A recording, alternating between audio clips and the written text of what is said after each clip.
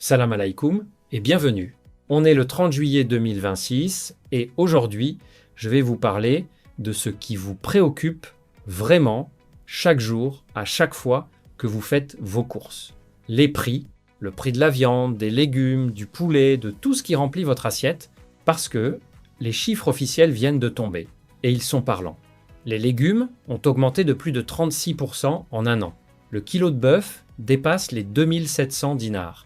Et une famille algérienne consacre désormais 43% de ses revenus rien qu'à se nourrir.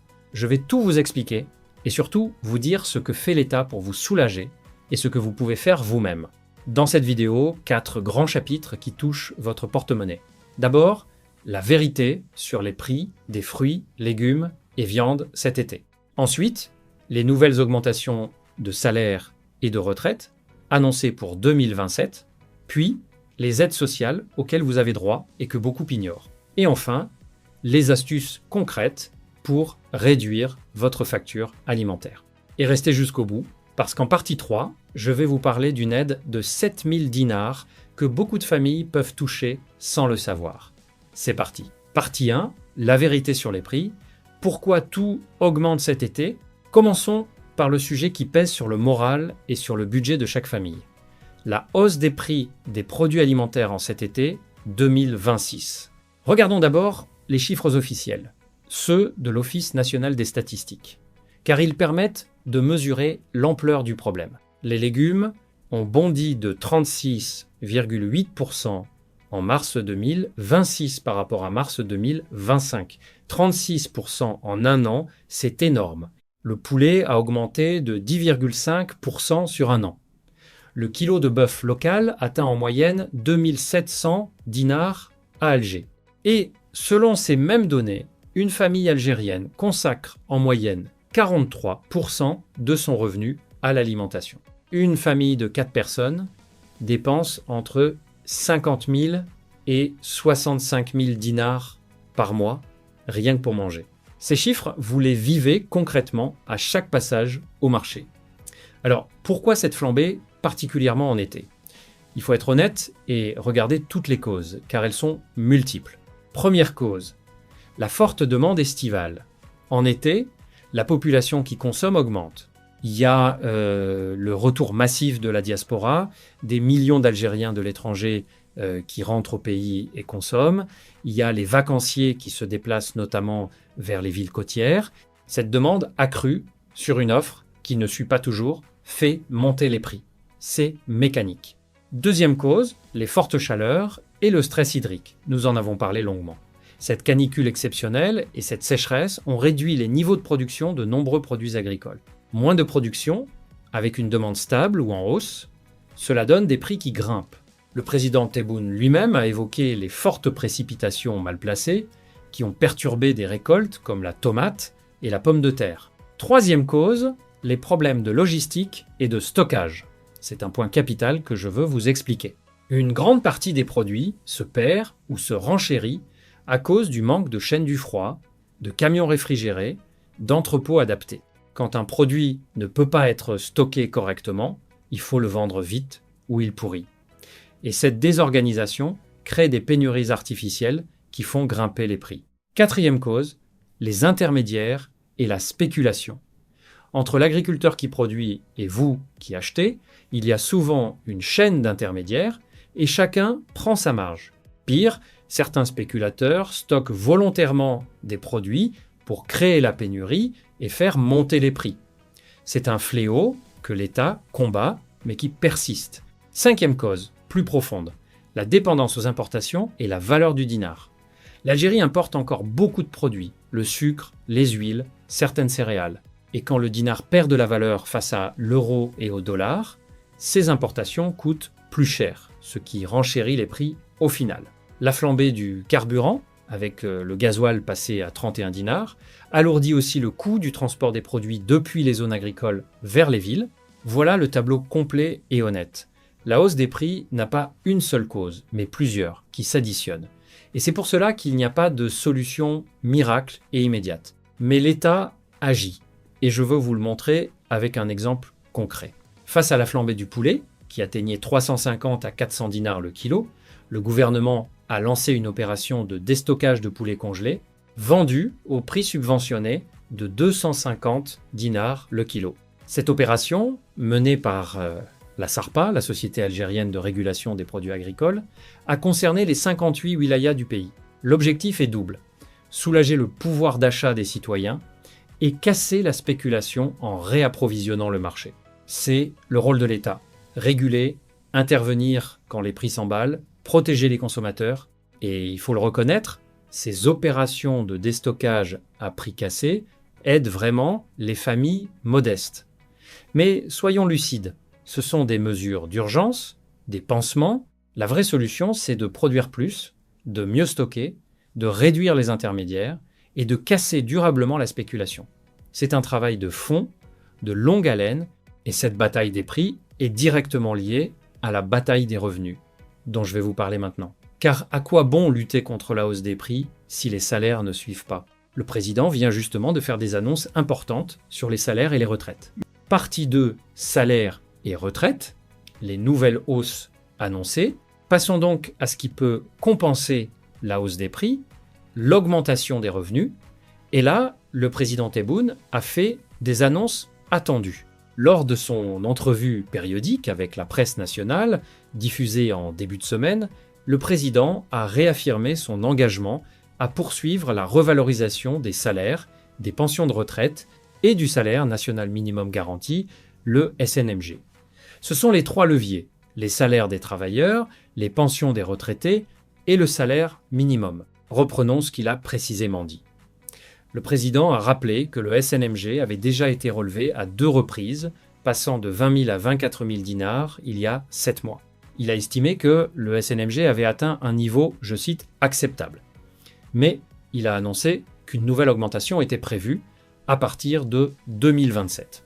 Et il a insisté sur un point important: ces augmentations seront appliquées de manière progressive. Pourquoi progressive et pas tout d'un coup? Le président l'a expliqué clairement, et c'est essentiel de le comprendre. Il a prévenu que les revalorisations doivent être conduites sans provoquer une hausse de la masse monétaire susceptible d'alimenter l'inflation. Laissez-moi vous expliquer cela simplement, avec un exemple. Imaginez que l'État double d'un coup tous les salaires. Les gens auraient soudain beaucoup plus d'argent en poche. Ils se précipiteraient pour acheter. Mais comme la quantité de produits disponibles n'aurait pas changé, les commerçants, voyant cette ruée, augmenteraient leur prix. Résultat, vous gagnez le double, mais tout coûte le double et vous n'êtes pas plus riche. Vous êtes même peu être plus pauvre. C'est le piège de l'inflation.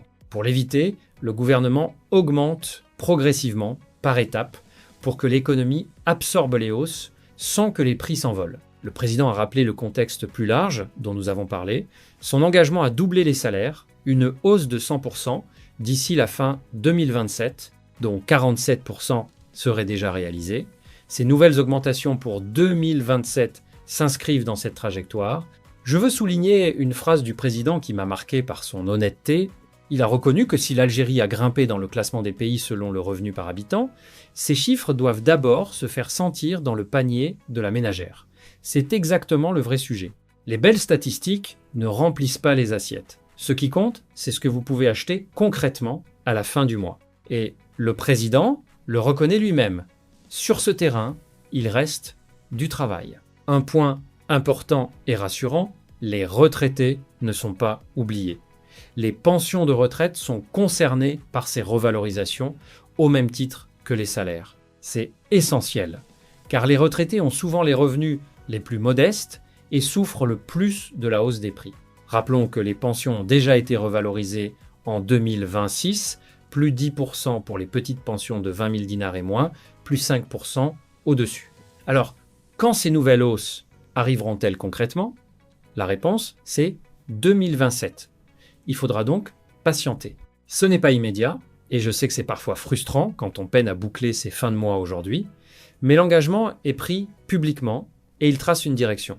Le bilan honnête, d'un côté, un engagement clair, une trajectoire vers le doublement des salaires, les retraités inclus, de l'autre, un calendrier en 2027 qui demande de la patience et le défi majeur de maîtriser l'inflation. Car je le répète, une hausse de salaire mangé par la hausse des prix ne sert à rien. La vraie victoire, ce sera quand vous sentirez la différence, concrètement, au marché. En attendant ces hausses, il existe des aides sociales, ici et maintenant, auxquelles vous avez peu être droit sans le savoir. Et c'est ce dont je vais vous parler maintenant, car cela peut changer votre quotidien dès aujourd'hui. Partie 3. Les aides sociales que vous ignorez peut être. Voici donc le sujet que je vous ai promis, et il est très concret. Les aides sociales existantes en Algérie, que beaucoup de familles ne réclament pas, souvent par simple méconnaissance. De l'argent auquel vous avez droit et que vous ne touchez peu, être pas. Passons-les en revue, car cela peut représenter des sommes importantes pour votre budget. Première aide, les allocations familiales.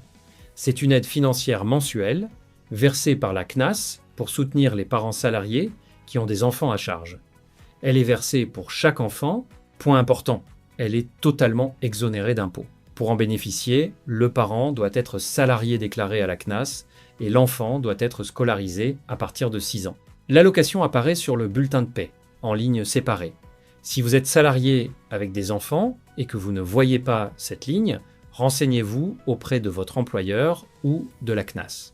Deuxième aide, liée à la première, la prime de scolarité. C'est une aide versée une fois par an, à la rentrée scolaire, pour aider les familles à payer les frais de scolarité des enfants. À l'approche de la rentrée de septembre, c'est le moment de vérifier que vous y avez droit et que vous la percevez. Pour une famille avec plusieurs enfants scolarisés, c'est un vrai coup de pouce. Troisième aide, et c'est celle que je vous ai annoncée en introduction, l'allocation forfaitaire de solidarité pour les femmes au foyer. Il s'agit d'une prime de 7000 dinars destinée aux femmes au foyer, sous certaines conditions d'éligibilité. Beaucoup de familles ignorent son existence. Si votre épouse, votre mère, votre sœur est femme au foyer, renseignez-vous sur cette allocation, les conditions, les documents requis et la procédure. 7000 dinars par mois pour un foyer modeste, ce n'est pas rien. Quatrième aide, l'allocation chômage, gérée par la CNAC. Si vous avez perdu votre emploi, vous pouvez sous condition bénéficier d'une indemnisation. La CNAC gère aussi l'aide à la création d'activités pour les chômeurs de plus de 30 ans, avec un accompagnement pour lancer son propre projet. C'est une porte de sortie pour ceux qui veulent entreprendre. Cinquième point essentiel pour la santé, la carte Chifa et les remboursements de la CNAS. La carte Chifa permet d'accéder aux tiers payants en pharmacie, c'est A, dire de ne pas avancer les frais pour vos médicaments jusqu'à un certain plafond. Le remboursement de base des soins est de 80% et il monte jusqu'à 100% pour les malades chroniques, les personnes en affection de longue durée et les retraités aux revenus modestes. Si vous avez une maladie chronique, vérifiez que vous bénéficiez bien de cette prise en charge à 100% et notons une avancée récente. Depuis juillet 2025, le congé maternité est passé à 150 jours, indemnisé à 100%. Pourquoi je vous parle de tout cela en détail? Parce que c'est une réalité méconnue. Beaucoup de personnes éligibles à ces aides ne les demandent pas, par manque d'informations, par découragement face aux démarches, ou parce qu'elles ignorent tout simplement leur existence. C'est de l'argent qui vous revient et que vous laissez sur la table. Alors mon conseil est simple, renseignez-vous. Rendez-vous à votre agence CNAS ou CNAC de Wilaya ou consultez leur site officiel. Vérifiez votre situation, posez des questions et surtout aidez vos proches à faire de même, notamment les personnes âgées ou celles qui ne maîtrisent pas les démarches administratives. Une allocation familiale, une prime de scolarité, une prise en charge à 100% des médicaments, ça peut vraiment alléger le budget d'une famille. L'État a mis en place ce filet de protection sociale. Encore faut-il le connaître et le réclamer. L'information, c'est le pouvoir. Et vous informer, c'est justement le rôle de cette chaîne. Terminons maintenant par des conseils très concrets et pratiques pour réduire dès aujourd'hui votre facture alimentaire sans attendre les hausses de salaire de 2027. Partie 4. Comment réduire votre facture alimentaire? Les astuces concrètes. Pour ce 4e et dernier chapitre, place aux pratiques. Puisque les prix sont élevés et que les hausses de salaire prendront du temps, voyons ensemble comment réduire concrètement votre facture alimentaire, avec des astuces de bon sens qui peuvent vous faire économiser beaucoup. Premier conseil, privilégiez les marchés populaires plutôt que les supermarchés pour les produits frais. C'est un conseil confirmé par les données. Sur un même produit, l'écart de prix entre un marché populaire et un supermarché peut atteindre 30 à 40%. 30 à 40%, c'est énorme. Pour vos fruits et légumes, allez au marché de quartier, au souk, chez le petit vendeur, plutôt qu'à la grande surface. Votre porte-monnaie vous remerciera. Deuxième conseil, achetez les produits de saison. Un fruit ou un légume de saison, cultivé localement au bon moment, est toujours moins cher, plus frais et meilleur qu'un produit hors saison ou importé. En été, profitez des pastèques, des melons, des tomates, des courgettes, des poivrons. Adaptez votre cuisine à ce que la nature offre au moment présent. C'est plus économique et plus sain. Troisième conseil, privilégiez les protéines accessibles. La viande rouge, à 2700 dinars le kilo, est le poste le plus lourd du budget. Sans la supprimer, on peut en réduire la fréquence et varier les sources de protéines. Le poulet reste plus accessible, surtout avec les opérations de déstockage à prix subventionné.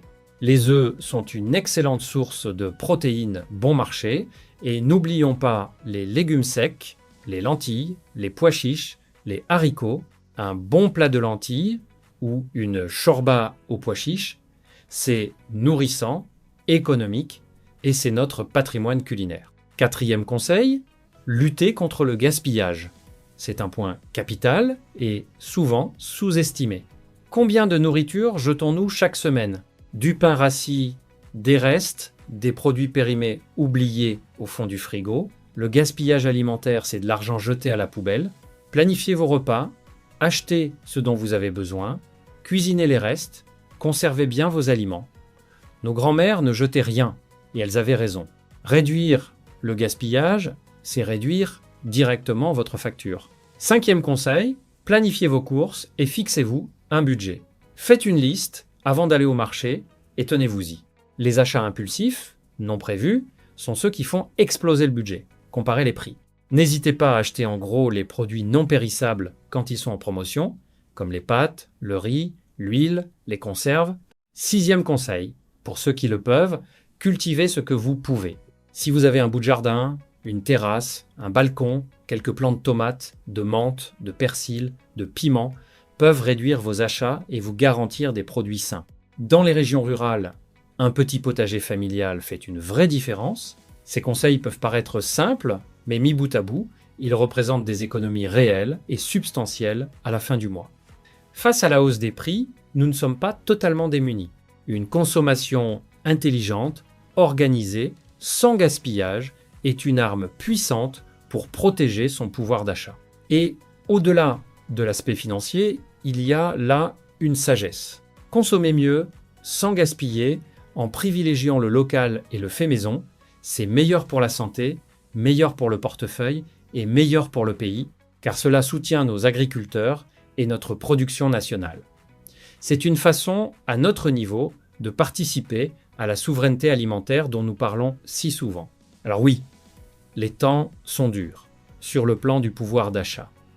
Mais avec de l'organisation, de la solidarité familiale et un peu de bon sens, on peut traverser cette période et gardons espoir, avec les hausses de salaire à venir, les grands projets agricoles comme le lait d'Adrar et les efforts pour casser la spéculation, la situation devrait s'améliorer. Voilà pour ce grand tour d'horizon, en ce 30 juillet 2026, entièrement consacré à votre pouvoir d'achat et à votre quotidien. Récapitulons les points essentiels. Les prix des produits alimentaires ont fortement augmenté, avec des légumes en hausse de plus de 36% sur un an, et une famille qui consacre 43% de ses revenus à se nourrir. Les causes sont multiples.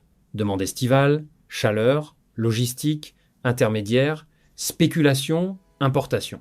Face à cela, l'État intervient, notamment avec le déstockage de poulets à prix subventionnés dans les 58 wilayas. Le président Tebboune a annoncé de nouvelles hausses des salaires, des retraites et du SNMG pour 2027 de manière progressive pour maîtriser l'inflation dans le cadre de l'objectif de doubler les salaires. Un engagement clair, mais qui demandent de la patience. Il existe des aides sociales que beaucoup ignorent, allocation familiale, prime de scolarité, allocation de 7000 dinars pour les femmes au foyer, allocation chômage et la prise en charge des soins par la carte Shifa. Renseignez-vous, c'est de l'argent auquel vous avez droit et il existe des astuces concrètes pour réduire votre facture dès aujourd'hui. Marché populaire, produits de saison, protéines accessibles, lutte contre le gaspillage, planification des courses, les prix, les salaires, les aides, les astuces. Un seul et même combat, celui de votre pouvoir d'achat. La préoccupation numéro 1 de chaque famille algérienne. Et sur ce combat, cette chaîne sera toujours à vos côtés, avec des informations utiles et honnêtes. Merci d'avoir suivi cette vidéo jusqu'au bout. Si elle vous a été utile, likez, abonnez-vous et surtout, partagez-la avec vos proches, car ces informations sur les aides et les astuces peuvent vraiment aider une famille. Dites-moi en commentaire quelles sont vos astuces à vous pour réduire la facture et quels produits ont le plus augmenté dans votre région. Partageons nos solutions, entraidons-nous. On se retrouve très bientôt pour continuer à suivre ensemble, avec passion et honnêteté, cette Algérie qui avance